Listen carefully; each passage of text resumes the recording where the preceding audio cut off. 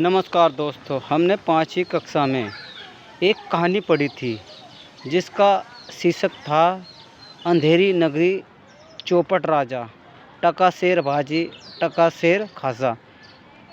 उस समय हमने सोचा कि यह कहानी बड़ी अच्छी है, रोचक है और बड़े चाव से हम 3-3 4-4 बार उस कहानी को पढ़ते थे। घर आने के बाद भी उस कहानी को पढ़ते थे और एक दूसरे को भी सुनाते थे। तो ऐसे ही ज़िंदगी चलती रही और हम बड़े होते गए। जैसे ही हम 18 साल के हुए और शासन प्रशासन देखते गए, जैसे ही 2014 आया और बम्पर जीत हासिल की भाजपा सरकार ने और मोदी सरकार शासन करने लगी, कुछ 2-1 साल के बाद हमें अनुभव होने लगा कि यह कैसा शासन है। शायद इसी तरह का शासन है अंधेरी नगरी चौपट राजा, टका शेर भाजी टका शेर खाजा। क्योंकि इसमें जितना सरकारी संस्थाओं का निजीकरण हो रहा है, अन्य सरकार में नहीं हुआ। वे सरकारी संस्थाओं में काम करने वाले लोग कौन लोग होते हैं? वे गरीब परिवार के लड़के ही होते हैं। क्योंकि अमीर परिवार के लड़कों के पास खेती बाड़ी है, संसाधन है, फैक्ट्री है, उनको सरकारी नौकरी की आवश्यकता नहीं पड़ती। वे तो बिजनेसमैन होते हैं। बिजनेसमैन उनके पिताजी थे, वे बिजनेस में अपना उद्योग लगा लेते हैं, छोटे छोटे उद्योग लगा लेते हैं, अच्छा खासा कमा लेते हैं।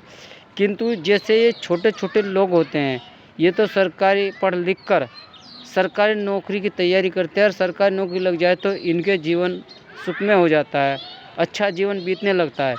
किंतु जैसे ही सरकारी संस्थाओं को निजीकरण कर रही है सरकार, तो उससे नहीं लगता कि गरीब लोगों को, जो सरकारी संस्था को ठेके पर लेगा ठेकेदार, वो एक समुदाय के व्यक्तियों को नौकरी देगा और उस समुदाय के लड़के ही नौकरी करेंगे, तो अन्य समुदाय के लड़के बेरोजगार फिरेंगे। दूसरी तरफ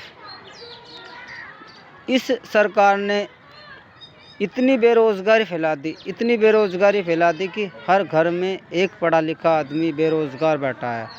वो बेरोज़गारी फैलाने का कारण यह है कि लॉकडाउन के समय और उससे पहले मोदी सरकार ने 4 लाख फैक्ट्रियां बंद की, जिसमें काम करने वाले लोग बेरोज़गार हो गए। क्योंकि कहते थे ये अच्छा उत्पाद नहीं बनाते हैं, ये अच्छी क्वालिटी नहीं बनाते, इसके नाम पर उन्होंने फैक्ट्री बंद की। तो दोस्तों, यही अनुभव हमें आज हो रहा है कि एट द टाइम अंधेरी नगरी चौपट राजा का ही शासन चल रहा है। क्योंकि गरीबों की इसमें कोई सुनवाई नहीं हो रही। गरीब लोग और गरीब होते जा रहे हैं और जैसे कि बिजली विभाग प्राइवेट कर दिया गया है, और उन्हें मनमाने तरीके से काम लेते जा रहे हैं और इस तरह से उनसे ज़्यादा काम लिया जाता है और कम सैलरी दी जाती है और उनकी आवाज़ भी दबा दी जाती है। तो आने वाले टाइम में अगर हम नहीं जाग पाए तो मुझे नहीं लगता कि ये सारी सरकारी संस्थाएं निजीकरण हो जाएगी और उन्हें लाला अपने तरीके से चलाएंगे, जिसमें समाज में एक दुष्परिणाम आ जाएगा। 2 वर्ग बन जाएंगे, एक पैसे वाला और एक गरीब वर्ग। फिर दोबारा से ऐसा ही होगा आज़ादी पाने के लिए हम। तो इससे पहले हम इसे रोकें और रोकना है वो सब आप जानते हैं। जय हिंद, जय भारत, जय रविदास।